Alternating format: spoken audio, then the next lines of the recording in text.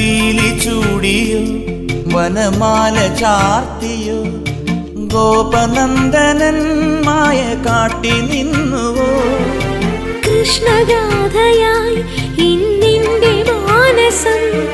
നിന്റെ പാദരേണു ചൂടി ധന്യയായി ഞാൻ യമുനാ തടത്തിലും